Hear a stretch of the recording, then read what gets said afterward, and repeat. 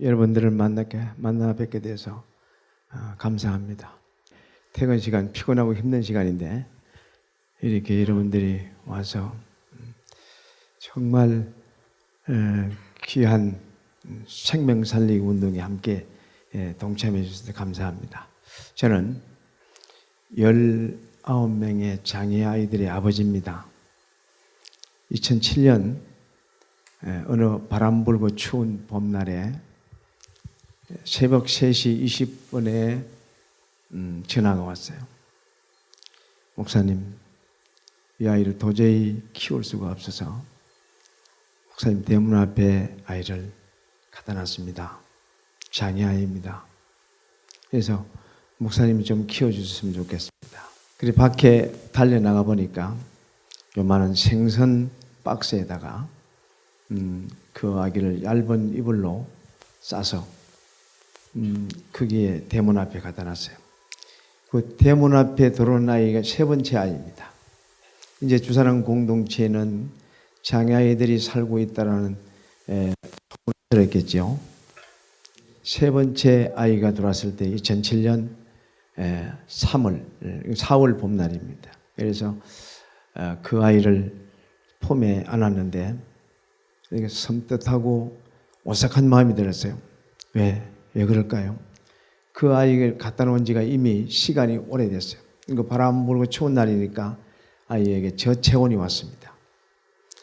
그 저체온 온 아이를 안고 들어오는데 섬뜩하고 오싹한 마음이 들었는데 또 그 고양이가 하나 지나갔어요.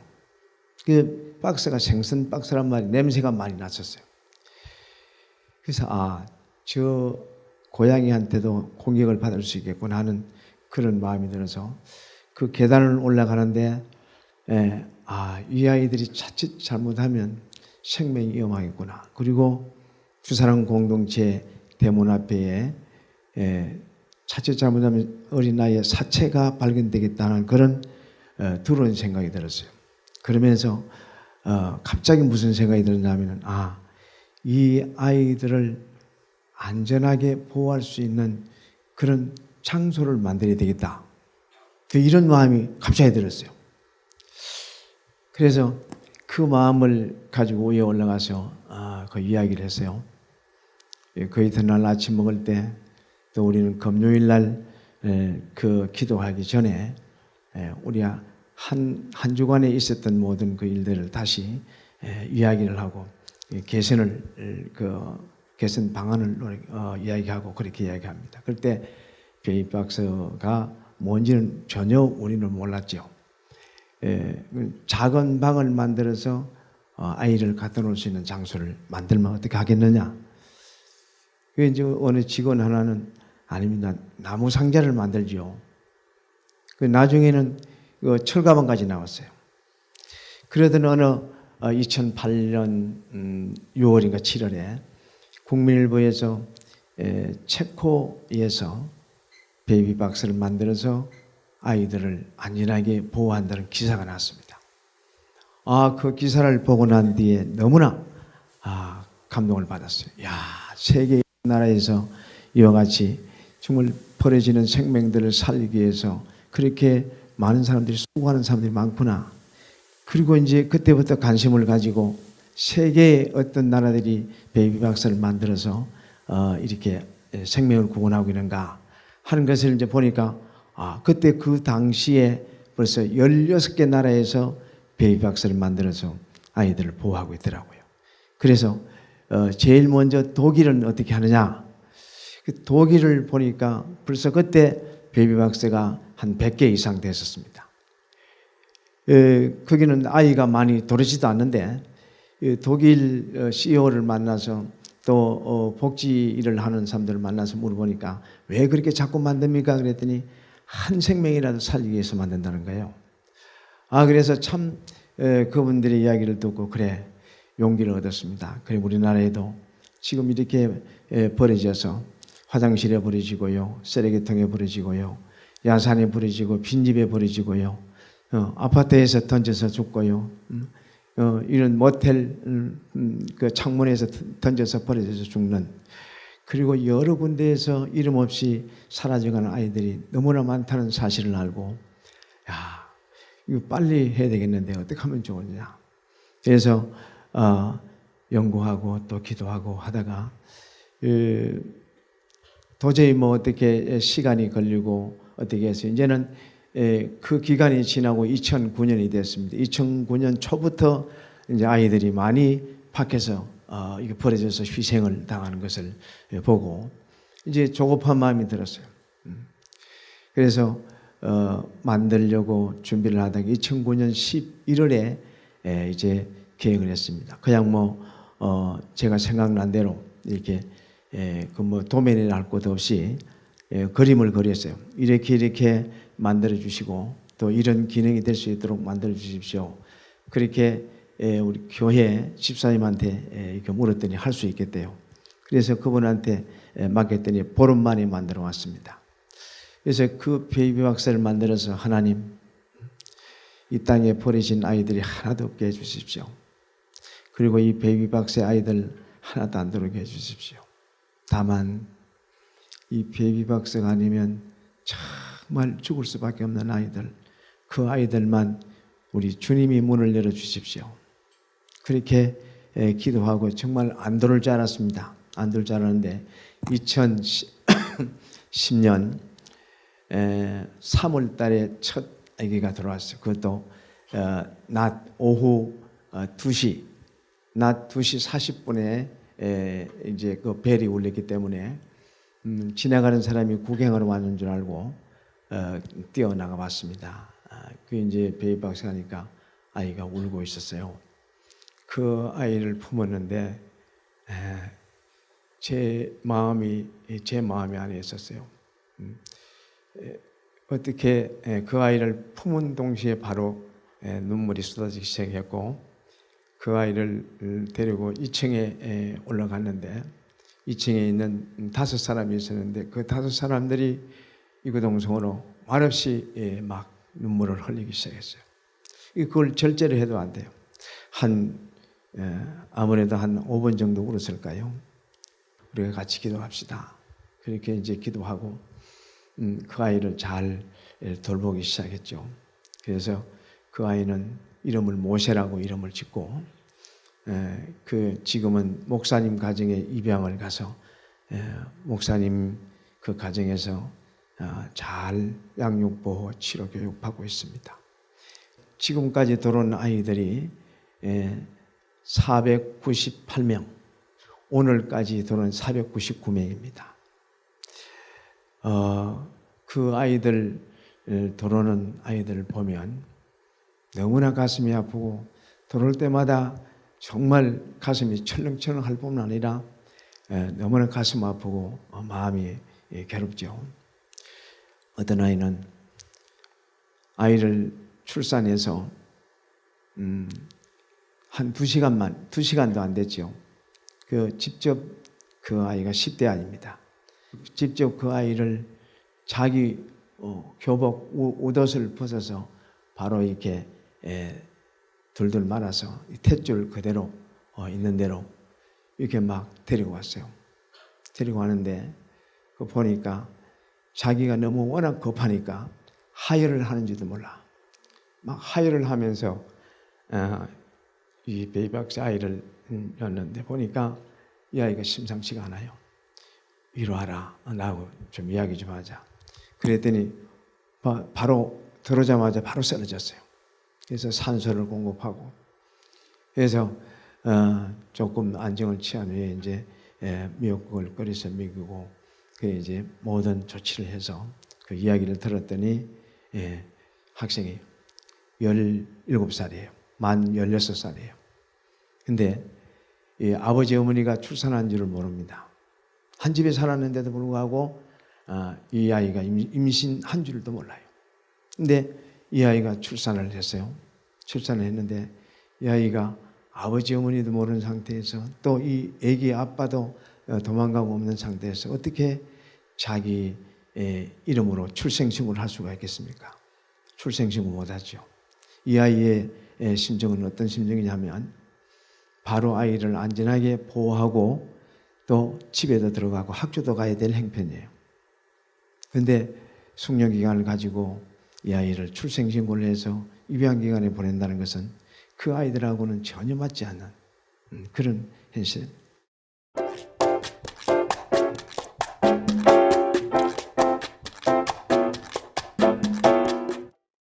그렇게 저렇게 이 아이들이 어떤 아이는 말이에요. 이제 산에서 남자친구하고 같이 출산을 했습니다. 남자친구는 이 아이를 이제 파묻으려고 야전 사고를 가져갔어요. 출산하자마자 바로 파묻으려고 이야기됐답니다. 그런데 엄마가 출산하고 난 뒤에 아니다. 베이비박스에 갖다 줬죠. 베이비박스에. 그래서 베이비박스에 데리고 왔는데 흙도 묻고 풀도 묻고 막 그런 상태에서 울면서 왔어요. 또 어떤 아이는 전화가 왔습니다. 목사님, 이 아이하고 죽으려고 약탈났습니다. 왜 그러냐? 왜? 뭐 때문에? 아이를 출산했는데 아무리 이 아이를 안전하게 보호하려고 해도 아무 기간에도 이 아이를 받아줄 수가 없어서 이제 이 아이가 일주일 되는데 더 이상은 이 아이한테 엄마로서 해줄 게 없습니다. 그래서 이 아이하고 죽으려고 약탈났습니다. 그 전화를 받았는데 정말 이 소름이 끼치고 이 아이가 앞에 있는 그 약을 마시 뿌리면 끝난단 말이에요. 그래서 그래 그 이야기해봐라. 그 이제 이야기를 합니다. 그래 맞지 그렇지 그래 그럴 수밖에 없지 그래 야 그러지 말고 너도 오고 애기도 와라. 너도 살고 애기도 살아야 되지 않느냐. 택시비가 없냐? 내가 갈까? 네. 택시 타고 오면 내 택시비를 줄 테니까 바로 택시 타고 와라. 그래서 이 전화가 제일 많습니다. 이 아이하고 죽으려고 약탈났다고 하는 그 아이들을 맞이하고 그 아이들을 찾아가서 그 아이들하고 같이 만나서 아이를 보호하고 엄마는 위로하고 치료해서 보낼 때 그 마음이 굉장히 기뻤습니다. 어떤 아이는요 병원에서 출산하고 3일 만에 퇴원했는데 갈 데가 없어서 친구가 그 고시원에 방을 얻어줬어요. 고시원에서 아이가 울고 하니까 사무실에서 가만히 있지 않죠. 그래서 막 이 아이가 심한 출산 우울증이 왔어요. 그래서 이제 이 아이를 죽이든지 내가 나하고 같이 죽든지 아니면 해결 방법이 없구나. 그래서 이 아이를 3층에서 밖으로 집어던지고 자기는 5층에 올라가서 죽으려고 그렇게 이 마음의 각오가 됐어요. 그래서 창문 밖으로 아이를 던지려고 이렇게 몇 번 내밀었어요. 차마 그걸 보고 못 던지고 그렇게 다시 끌어안고 울고 다시 끌어안고 우는데 그때 마침 텔레비에서 주사랑 공동체 베이비박스가 나왔다고 그래요. 그래서 친구가 그걸 보고 전화해서 야, 그 베이비박스에는 아이를 안전하게 보호할 수 있단다. 그래서 신발도 안 신고 택시 타고 온 아이. 참 이 이야기를 하면 한두 이야기가 아니죠. 굉장히 많습니다. 또 어떤 아이는 화장실에서 출산을 했는데 이 아이를 어떻게 할 수가 없어요. 그래서 이 아이 지금 밖에 사람들이 많아서 데리고 나갈 수도 없고 문 잠가놓고 있습니다. 그래서 너무 거리가 멀었었죠. 상계동이니까 신림동에서 상계동까지 가려면 굉장히 거리가 멉니다. 그래서 그 옆에 있는 우리 주사랑공동체 봉사하러 오는 사람 그분들한테 부탁을 했어요. 부탁을 했는데 이미 가니까 그 아이가 없어요. 근데 그 사이에 엄마가 택시를 타고 주사랑공동체에 와서 아이도 보호하고 또 엄마도 보호하게 됐습니다. 지금 이 일을 할 수밖에 없는 이 현실이 너무나 가슴 아프고 너무나 지금 안타깝죠. 빨리 이 일이 안 돼야 되잖아요. 지금 장애 아이들이 뱃속에 잉태하면 의사 낙태하는 산부인과 병원에 가면 의사 선생님이 그 생명의 주인처럼 이 아이가 장애가 있으니까 낙태해 주십시오. 부모가 결정하기 전에 벌써 의사 선생님이 그걸 결정하는 사람도 있어요. 근데 생명의 주인은 내가 아닙니다. 엄마 아빠가 아니에요. 그 내 소유물이 아니지 않습니까? 또 다른 나하고 같은 또 다른 생명이란 말이에요. 근데 장애를 가졌다고 낙태합니다. 또 장애를 가졌다고 해서 태어났는데도 불구하고 버립니다. 버린 아이들은 아무데나 버리면 사람은 쓰레기가 아니기 때문에 버리면 안 되잖아요. 그들이 생명을 돌아보지 않고 아무데나 버리면 죽죠. 추운 날에는 얼어 죽고요. 저체온으로 죽잖아요. 더운 날에는 감염되어 죽습니다. 아무데나 버리면 그 생명이 너무나 위험하지 않습니까? 근데 이것을 생각지도 않고 돌아보지도 않고 그냥 내 생각만 하고 이렇게 귀한 천하보다 귀한 생명들을 이렇게 무자비하게 버리는 것을 보면 참 마음이 아픕니다. 그래서 이걸 어떻게 해결해야 되느냐? 어떻게 해야 될까? 그래서 생명 살리기 운동을 합니다. 그래서 주사랑공제가 이제 그 생명을 돌아본다, 생명을 살린다. 이제 그렇게 하니까 이제 뭐 어떤 사람들은 당신이 생명 살리기 운동하니까 이 생명 당신이 책임져야 안 되겠나? 막 그러면서 완전히 그냥 아무런 그 아나무인격인 사람이 있어요. 그래도 저 사람한테 있다가는 아이가 정말 생명이 위험하겠구나. 그래서 그 부모들의 그 마음을 상관없이 이렇게 받아주지만 또 때로는 그 부모들을 상담해야 될 그런 부분들이 있습니다. 그래서 주사랑공제 아이가 베이비 박스에 들어오면 딩동 소리가 나면 저는 밖으로 뛰어나갑니다. 왜? 그 부모들을 만나기 위해서. 왜 만나야 될까요? 익명을 보장해 줘야 되는데 왜 만나야 될까요? 아니요. 그냥 가면 그들이 이 상처를 입고 갑니다. 거의 10대 아이들은 거의 100% 우울증이 다 와 있어요. 그리고 10대 아이들은 아니더라도 미혼모로 아버지 없는 아이를 출산한 엄마들은 거의 우울증이 다 와 있습니다. 그 중에 출산 우울증은 굉장히 무서워요. 출산 우울증은 아이를 무조건 죽이려고 그러니까. 그래서 그 부모들을 만나서 위로하고 또 치유를 해야 되겠죠. 그리고 그들을 감사하면서 살 수 있도록 죄책감에 시달리거나 괴로워 힘들어하고 술로 세월을 보내거나 막 저녁에 전화해서 내 아이 어떻게 했냐고 이렇게 괴로워하면서 사는 그게 그 사람들의 삶이 아니란 말이에요. 그럼 치유해서 그래 보내면 오히려 감사하면서 일평생 그 아이를 위해서 기도하는 영적인 엄마가 될 수 있도록 그렇게 하기 위해서 그들을 만납니다.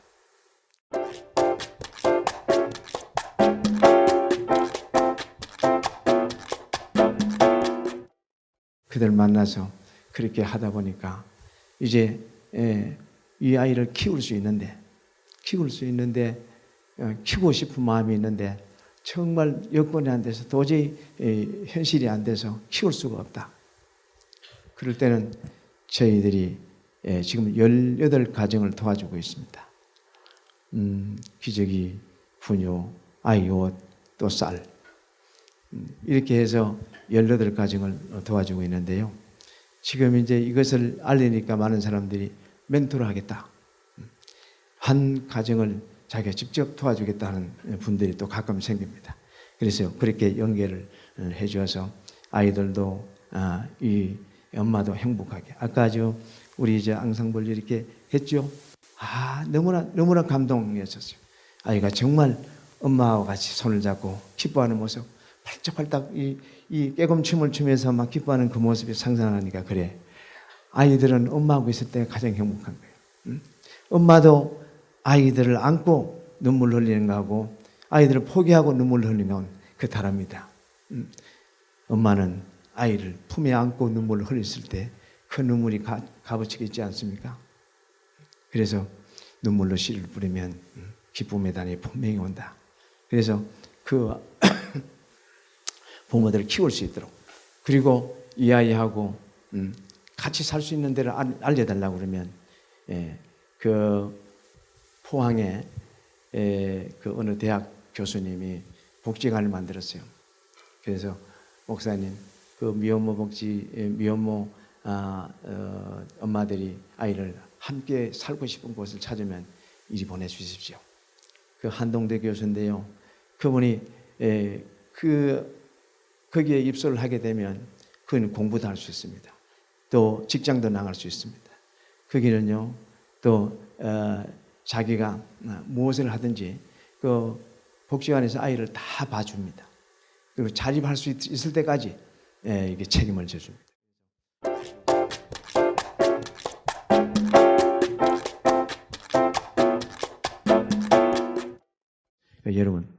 여러분들 주위에 내가 어려운 것만 생각하지 말고, 나 어려운 것, 이걸 잊어버리려면, 나 어려운 것 극복하려면 오히려 다른 사람들을 찾아가서 위로하고 위로자가 되어주고 그 사람들의 친구가 되어주고 그 사람들의 눈물을 닦여주면 내 잃었던 기쁨, 내 잃었던 그 가슴 아픈 모든 것들이 다시 회복됩니다. 여러분, 이 부족하고 이 사람도요, 그 내가 모든 것을 가지고 있고 내가 막 훌륭해서 한 거 아닙니다. 내가 이 자리에 있는 것, 나도 그냥 내가 하고 싶은 내가 계획해가지고 한 건 하나도 없습니다. 하다 보니까 이 일을 해야 되겠네, 이 일을 해야 되겠네, 이 일을 할 수밖에 없구나, 이 일을 해야 되겠다. 그래서 하다 보니까 이 자리에 있는 거예요. 그런데요, 힘들고 어려워요. 보세요. 한 달에 30명, 25명씩 아이들이 들어오는데요. 그 아이들 지금은 봉사자들이 그래도 와서 저녁에도 이렇게 봉사를 해주고 낮에도 봉사를 해주고, 그래서 우리가 좀 쉴 시간을 가지는데요. 정말 목숨을 걸고 그 아이들을 살리려고 했습니다. 죽기를 각오하고.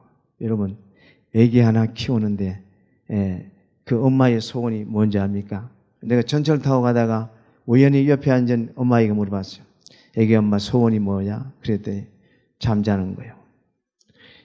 아이 하나 키우는데도 잠자는 게 소원이에요. 그런데요, 저희는 한꺼번에 젖먹이는 아이들 3개월, 4개월 이런 아이들 13명 키워봤어요. 잠잘 수 있겠어요? 잠 못 잡니다. 그런데도 불구하고요, 그 아이들이 우유 줄 때마다 빵긋빵긋 웃는 모습, 이렇게 마음 놓고 편안하게 우는 모습, 이런 모습들이 우리의 행복이더라고요. 엄마 아버지의 특권이 뭔지 알아요? 그 아이들의 그 모든 것을 보는, 그건 아버지 엄마만 볼 수 있는 특권이에요. 그게 행복이란 말이에요. 저도 그런 행복이 있기 때문에 지금까지 목숨을 걸고 이 아이들을 살리려고 했어요. 그 살리려고 하는 건 아니에요, 사실은. 그 아이들 돌보지 않으면 안 되니까. 그러나 우리 공동체를 통해서, 저를 통해서 정말 밖에 버려졌던 아이들이 많은 생명을 보냈죠. 어떤 아이는 목사님 베이박스를 찾다가 못 찾아서 공중전화 박스에 공중박사 박스 밑에 놔두고 왔습니다. 그리고 전화가 왔어요. 그 추운 겨울에 막 뛰어내려가 보니까 정말 공중박스 밑에 아이가 막 울고 있는 거예요. 베이비박스에 차마 여치 못해서 베이비박스 밑에 놔두고 왔습니다. 그 차마 여치 못했고 그 추운데 밖에 놓지 말고 안에 있으면 더 안전하잖아요. 그런데 베이비박스 여치 못하고 밖에 놔둬요. 그것도 1시간이 지난 후에 그 아이가 저 시간에 와서 119에 실려갔어요. 이런저런 일들이 참 많이 있습니다. 그래요. 주사랑 공동체가 이 일을 안 해야 되겠죠. 이 생명은 귀중한 겁니다. 생명은 천하보다 귀하지요. 생명을 포기해서는 안 됩니다.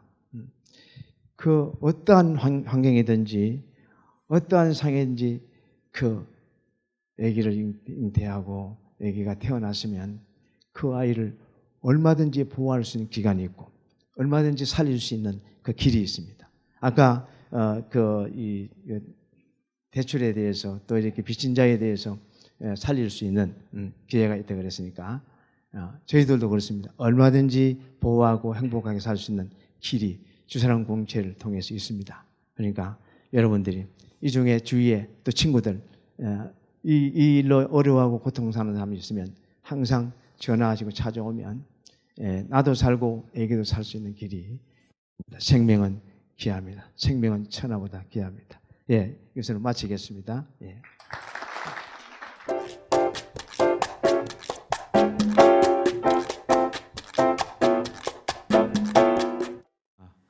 우리 사회는 미혼모에 대한 그릇된 그 마음과 상식을 가지고 있죠.